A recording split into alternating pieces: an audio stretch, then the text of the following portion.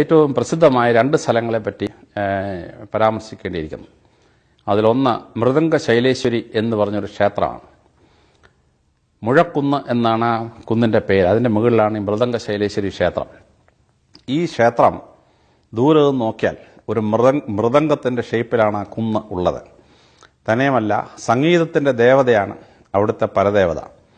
അപ്പം മൃദംഗ ശൈലേശ്വരി എന്ന് പറഞ്ഞാൽ സംഗീതത്തിൻ്റെ ദേവതയായിട്ടുള്ള ഒരു ഇതാണ്. മുഴക്കുന്നെന്ന സ്ഥലത്തിന് കേൾക്കുന്ന തന്നെ ദേവതയുടെ സംഗീതം കൊണ്ട് മുഴങ്ങിയിരുന്ന സ്ഥലം എന്ന അർത്ഥത്തിലാണ് ഈ മുഴക്കുന്ന ക്ഷേത്രം. പക്ഷേ മൃദംഗ ശൈലേശ്വരി ക്ഷേത്രത്തിനൊരു പ്രത്യേകത ഉണ്ട്. ആ പ്രത്യേകത എന്ന് ചോദിച്ചാൽ അവിടുത്തെ പ്രതിഷ്ഠ അല്ലെങ്കിൽ അവിടുത്തെ മെയിൻ സ്റ്റാച്യു ഒരു പഞ്ചലോക വിഗ്രഹമാണ്. ആ പഞ്ചലോക വിഗ്രഹത്തിന് ഒരു 1.5 കോടി രൂപ വില വരും.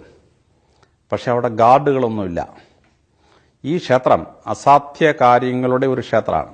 അവിടെ പോയി പ്രാർത്ഥിച്ചാൽ എന്ത് കാര്യവും നടക്കും എന്നാണ് അവിടുത്തെ വിശ്വാസം. അത് ചില സമയത്തെങ്കിലും വളരെ ശരിയാണ് എന്ന് എനിക്കും കണ്ടുപിടിക്കാൻ പറ്റിയിട്ടുള്ളതാണ്. അപ്പോൾ ഈ കത്തോലിക്ക സഭയിൽ സെന്റ് ജൂഡ് എന്നൊരു വിശ്വാസമുണ്ട്. സെന്റ് ജൂഡിനെ പ്രാർത്ഥിച്ചാൽ ഏത് ഇമ്പോസിബിളായ കാര്യവും നടക്കും എന്നാണ് കത്തോലിക്കർ വിശ്വസിക്കുന്നത്. എന്ന് പറഞ്ഞതുപോലെ ഇമ്പോസിബിൾസിൻ്റെ ഒരു ക്ഷേത്രമാണ് ഈ മൃദംഗ ശൈലേശ്വരി ക്ഷേത്രം.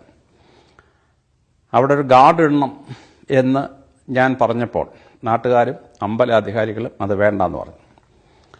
അങ്ങനെ ഇരിക്കുമ്പോൾ ഞാൻ തലശ്ശേരി ASP ആയിരിക്കുമ്പോൾ മൃദംഗ ശൈലേശ്വരി ക്ഷേത്രത്തിലെ പഞ്ചലോക വിഗ്രഹം മോഷണം പോയി.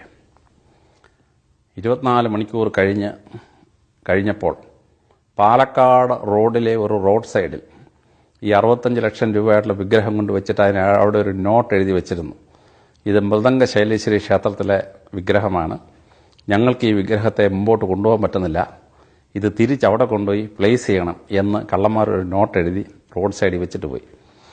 അങ്ങനെ ഞങ്ങൾ പോലീസ് അവിടെ പോയി ആ വിഗ്രഹം റിക്കവർ ചെയ്ത് തിരിച്ചു കൊണ്ടുവന്ന് മൃദംഗ ശൈലേശ്വരി ക്ഷേത്രത്തിൽ പ്രതിഷ്ഠിച്ചു.